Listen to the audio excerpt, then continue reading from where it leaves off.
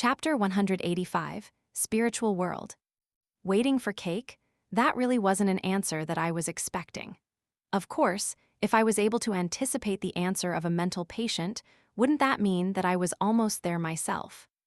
The thought flashed through Klein's mind. He maintained his relaxed smile as if he was chatting with a friend. "Who's going to send you a cake?" Hood Eugen's expression fell instantly, his face long and depressed.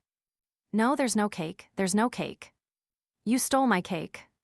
His voice suddenly became shrill as he glared angrily at Klein. Without waiting for Klein to speak, he let out a shout and opened his mouth, revealing 2 rows of white teeth.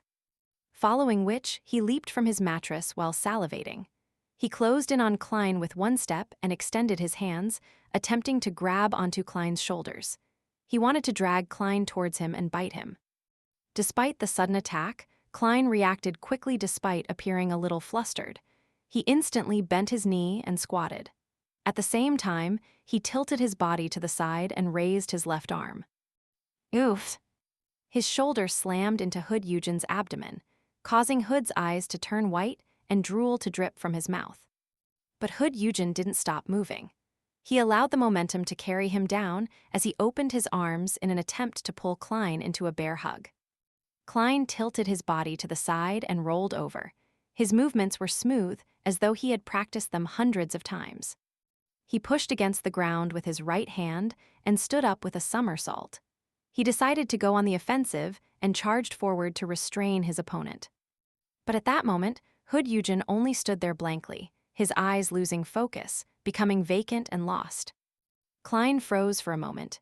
He turned his head towards the corner of the room, only to see Dunn Smith, wearing a black trench coat and matching hat, with his hands clasped tightly together and looking down.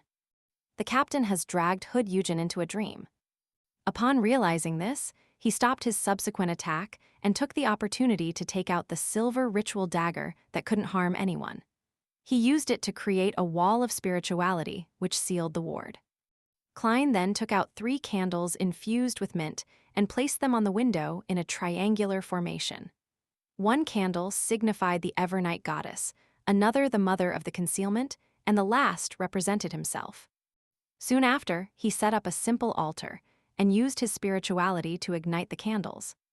Just as he was about to warn the captain, Dunn raised his head and smiled. Hood Eugen's dreams are a sea of chaos. There's no way to guide it. Just as he finished his sentence, a luster returned to Hood Eugen's eyes. It was no longer vacant. Then, the insane psychiatrist moved his waist, letting out a comfortable yawn.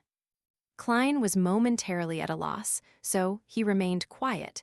He picked up a metal bottle containing the amantha extract. He dripped the transparent liquid, extracted from the night vanilla, slumber flower, and chamomile into the flames of the candle representing himself, allowing the serene aroma to spread around the room. Hood Eugen's nervousness, anger, and relief completely vanished. He languidly sat down again on the edge of his bed and looked out at the crimson moon outside the window in a daze. His eyes once again lost their focus as peace was restored.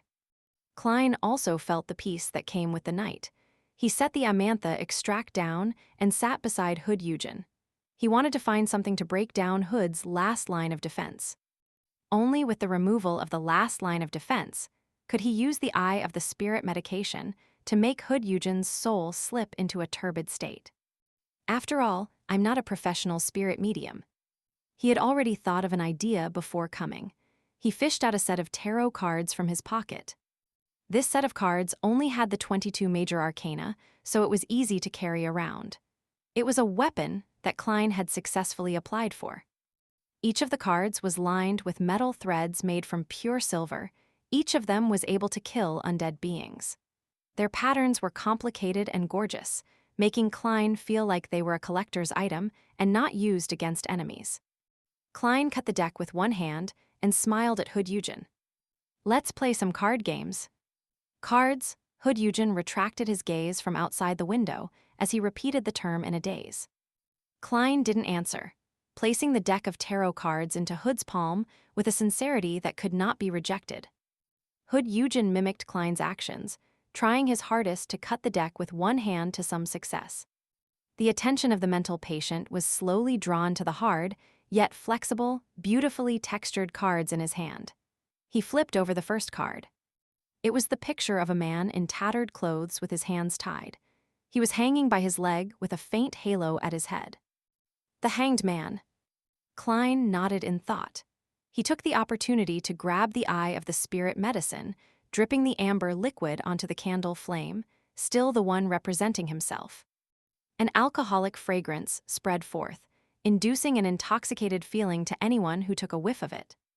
Hood Eugen spaced out bit by bit, his vision losing its focus. The deck of tarot cards in his hand fell onto the bed. But he remained sitting upright, without slumping over. Klein used cogitation to fight back against the medicine's dreamy effects of turning light-headed and ethereal. He took out another metal bottle from his pocket and twisted the cap open before pouring the blue liquid into his mouth. Serenity Agent. The ice-gold liquid flowed through his throat, down his gullet, and into his stomach. Klein instantly felt unusually awake, without any sense of drowsiness. He slowly exhaled, then familiarly took out the other essential oil extracts and herb powders, dripping them onto the 2 candles, signifying the Evernight goddess. In the faint fog, he took 2 steps back and solemnly murmured in Hermes, "I pray for the power of the dark night. I pray for the power of the mystery. I pray for the goddess's loving grace. I pray that you would allow me to communicate with the spirituality of the Beyonder beside me, Hood Eugen." The incantations reverberated around the room, and Klein saw the flames of the candle, now dyed black, spread outward. He didn't avoid them, nor did he guard against them. He allowed the dark night to envelop him. In this unusually lucid state, he felt his spirit leave the protection of his body and enter a space akin to deep space. All around him was boundless, silent darkness. The sky above him was filled with countless indescribable, transparent figures. There were also streaks of different colors, lustrous splendors that harbored infinite knowledge. The spiritual world. Klein was no longer a stranger to this. Just as he had this thought, a foggy world appeared before him. It was a world enveloped by a faint tornado of light. Klein knew that it represented Hood Eugen's spirit that represented his body of heart and mind. Thus, he leaned over, digging into the wall that was the tornado. In an instant, he saw countless specks of light pelting him. He heard the voices of thousands of people discussing something in whispers. These murmurings were very chaotic and lacked any sense of logic. Some included praises for the elegance of some lady, then it turned into a description of the feeling of relief after using the toilet. Some started as a weep, then turned into frenzied joy. The insane thoughts latched on and gnawed at Klein's spirit in a bid to assimilate him. But Klein maintained his lucidity and rationality, quickly flying towards Hood Eugen's spiritual world. This is like a pleasant concert compared to the horrifying murmurings and howls I hear when entering the world above the gray fog. Klein smiled secretly and made his way through the tornado. He saw a groggy, translucent Hood Eugen. This sequence 7 psychiatrist maintained the same state as he was in the outside world. He looked over with a dazed expression. Klein stopped before him and asked softly, "Do you know Lanevis?" Hood Eugen replied blankly, "Yes." The light around them underwent a transformation, as if Hood Eugen was revealing his spiritual sea. Quickly, the intertwining light revealed a bespectacled, average-looking man who wore a sarcastic smile. It was the same Lanevis whom Klein had seen in the arrest warrants. Klein nodded in satisfaction and collected himself. He asked a guided question, "Why did Lanevis look for you?" He said. Hood Eugen's voice slowly turned soft. Suddenly, he changed into a more charismatic voice and laughed a little maniacally. "Hood Eugen, it is the worst of times, and also the best of times. As long as you seize the opportunity, we can become the rulers of this world, we can become true immortals. As long as you're willing to help, I'll not only tell you the way to master your potion and avoid losing control, I'll also promise that you'll receive godhood qualities in the future, immortal godhood qualities. You should be able to see the presence behind me. My promise is his promise. In some sense, the psychology alchemists are connected to him. Do not doubt, the psychology alchemists aren't strong enough at the moment. It is unable to provide you with enough help unless you're willing to stay at this level for the rest of your life. The method to grasp your potion without losing control. Why does this sound like how I entice others with the acting method?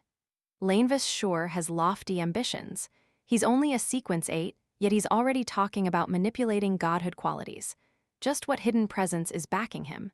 This guy seems to be plotting something, which isn't solely just to cheat people out of their money.